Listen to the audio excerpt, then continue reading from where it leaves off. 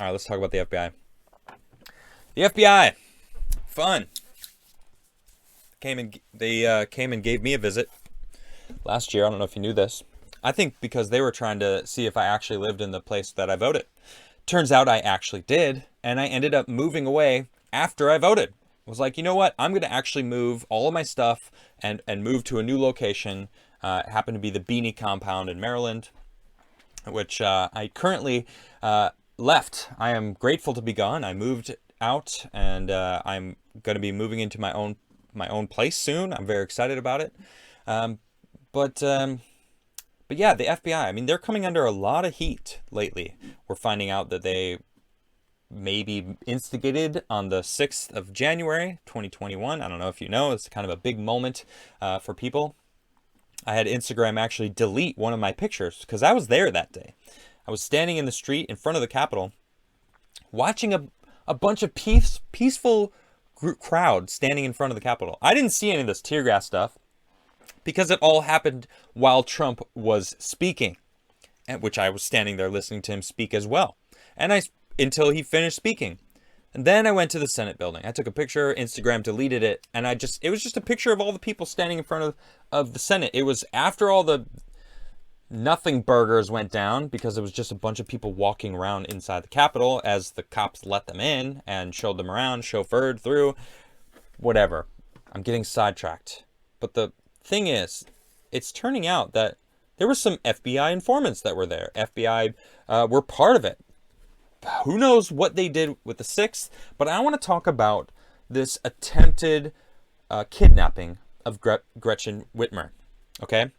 I first saw this with Elijah Schaffer.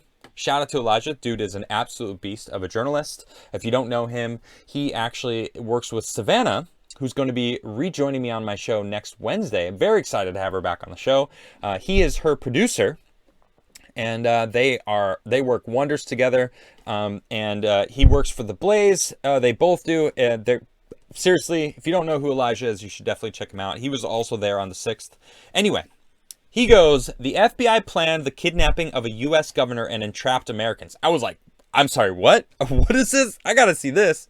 And then he quotes this article. He says they, the FBI, had a hand in nearly every aspect of the alleged plot, starting with its inception. The informant even paid for some hotel rooms and food as an incentive.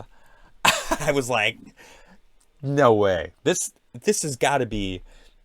I mean, I don't even know how to think. I had to check this out, and the more I read into it, this is from BuzzFeed News.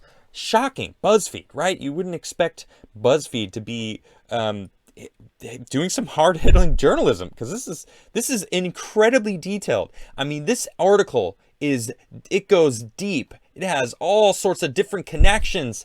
Codename Thor, which these Wolverine Watchmen, which is this freedom group. All right, this is a very long article, but I happened to find a little bit shorter that sums it up a little bit better for us. FBI informants had a bigger role in Whitmer kidnap plot than thought, report. Now this references the BuzzFeed article that I just showed you. Members of an anti-government group accused of hatching a plan to kidnap Michigan Governor Gretchen Whitmer claim that they were set up by more than a dozen FBI agents who had infiltrated the organization and played a key role in the plot, according to a new report. 14 members tied to a paramilitary militia group, Wolverine Watchmen, were arrested in connection to the 2020 scheme to kidnap the Democratic governor after she refused to loosen coronavirus restrictions in the state. The plan was brainstormed at the militant group training camp in August. Within a few short weeks, the defendants began surveilling Whitmer's vacation house and drew a map and noted approximate distances from the home to police first responders, according to an indictment.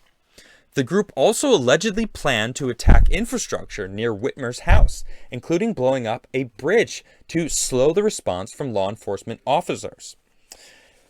The FBI played a key role in Whitmer's kidnap. Oh, this is just a different article. The case has been heralded as a high-profile example of how the FBI's infiltration of the innermost circle of extremist groups can thwart domestic terrorism. But others believe it's an example of gross government overreach that could backfire. prosecutors recently revealed that there were a dozen confidential informants working on the case.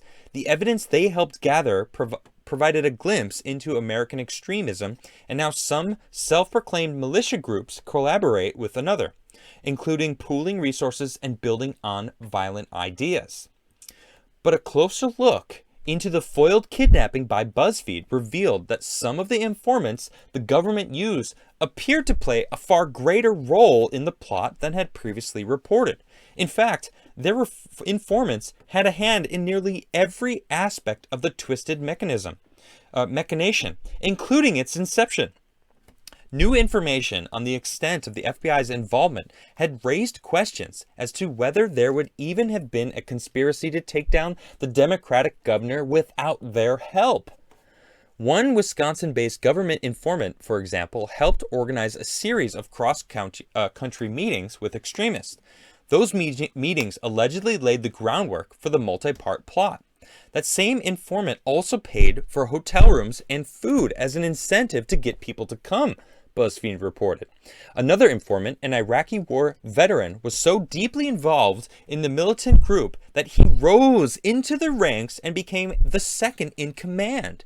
He also encouraged members to work with other suspects and even offered to foot the bill to get people to and from meetings.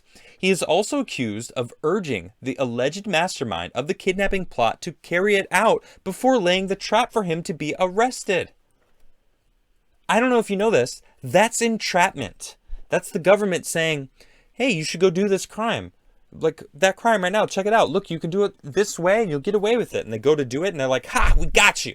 That's entrapment. Okay, that's what happened here. That's crazy. Allegedly happened, right? But all but one of the 14 original defendants have pleaded not guilty and deny they were ever involved in the scheme. They contend that they were targeted by the government because of their political views. They also claim the government orchestrated a campaign against them to undermine the Patriot movement, a far-right ideology that pledges allegiance to the Second Amendment and believes the government violated the U.S. Constitution and is therefore illegitimate. They also argue that the government is guilty of criminal conspiracy and possible entrapment. Prosecutors disagree.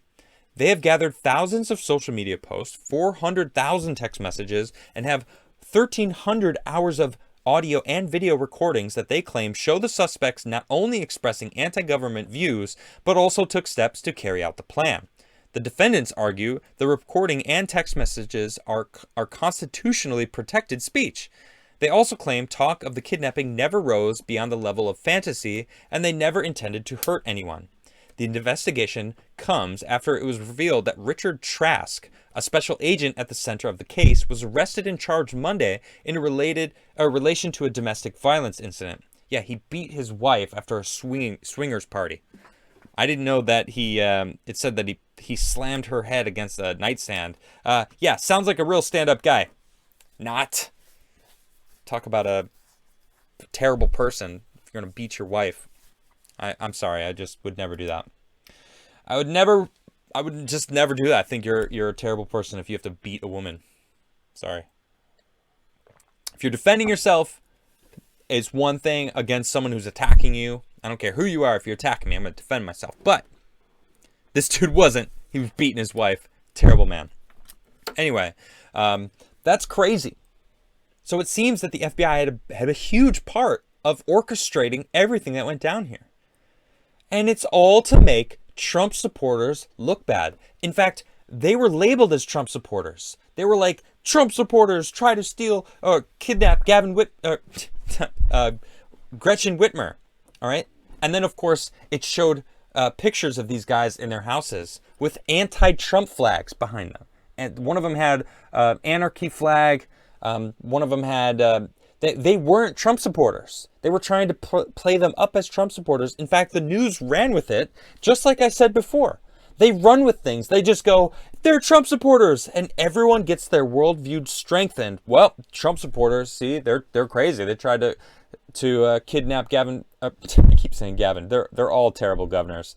Governor Gretchen Whitmer, and it turns out they weren't even.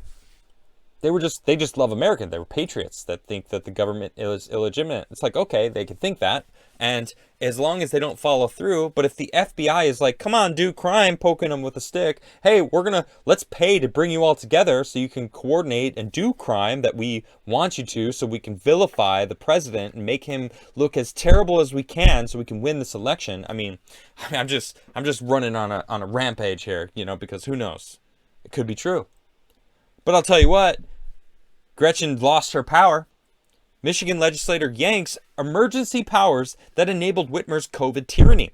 On Wednesday, the GOP-controlled Michigan legislators repealed a 1945 Emergency Powers of Governor Act that allowed Gretchen Whitmer to pass dozens of executive orders to keep Michigan in indefinite lockdown without the approval of the legislature. The Emergency Power Act had been declared unconstitutional by the Michigan Supreme Court in October, but prior to the repeal, the law remained on the books for potential future gubernatorial abuse. Thank you. Thank you.